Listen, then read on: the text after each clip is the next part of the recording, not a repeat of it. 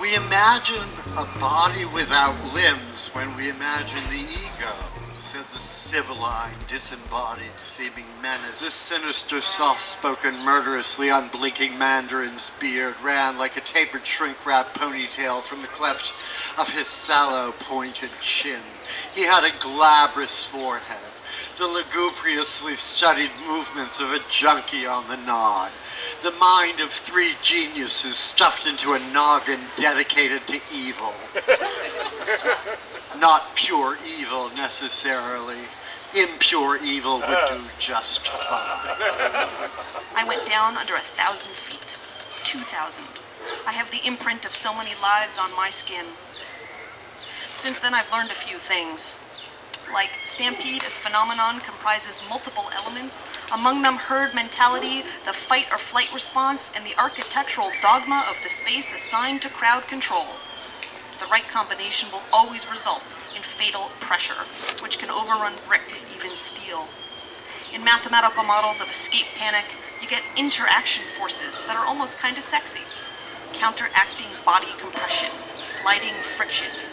And this makes sense since panic and lust distill to the same brew, which is energy. In a series, the comma before the coordinating conjunction is important because A, we need commas in order to breathe.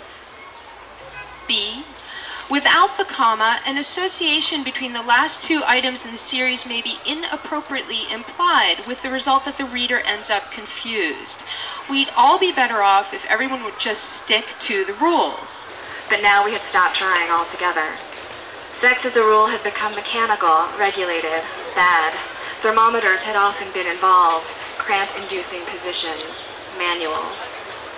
Then came winter, a long, excruciating downward slide to nothingness, like a frozen hunk of tofurkey released down a wet windshield only to break into two smaller hunks upon hitting the cold and godless pavement. I knew that tofurkey.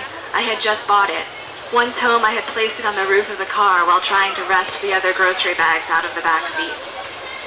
Naturally, my wife, the vegetarian, took the accident as a sign of latent hostility toward her lifestyle choices.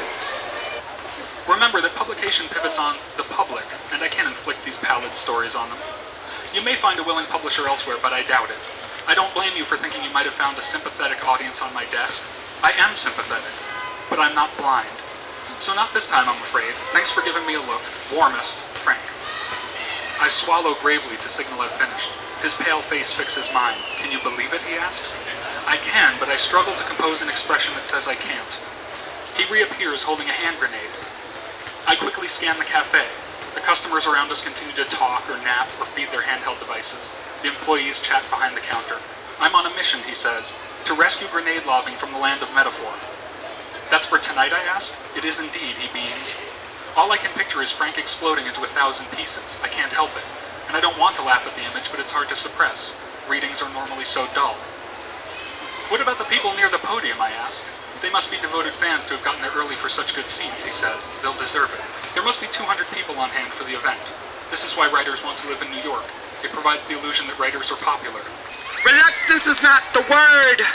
Indecisive, a chosen path to killing or a path of uncertain truths, martyr, broken silence, Islamic prayer, release, forbidden fruit, tenderloin from Adam, a conversation with God, unification and procreation are blended into this MOSAIC scripture, known as poetry. Pairs always had shiny tracksuits, flip-flops with pointed plastic on the bottom so that it cushioned their feet.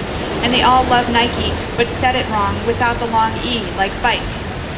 Abby shrugged. She didn't care then. She didn't even think of him until he arrived in the same red tracksuit, smelling strange, his English worse than the others, one of his two front teeth a little brown. Urine disgusted her. He said his name was pronounced urine. He did not know what he was saying, and Abby did not tell him. The package is too small to be a computer, she thinks, and too light. Perhaps Jeffrey sent her a new dish rack, all folded up. This would be nice, Hetty thinks, but unnecessary. She takes a knife from the drawer and slides it in between the cardboard. Then she sees them, the people dancing out of the corner of her eye, men and women at a ball, ignoring her, smiling. Hetty shakes her head and they disappear. She has to open the package quickly. It is past her bath time, and there are things to do.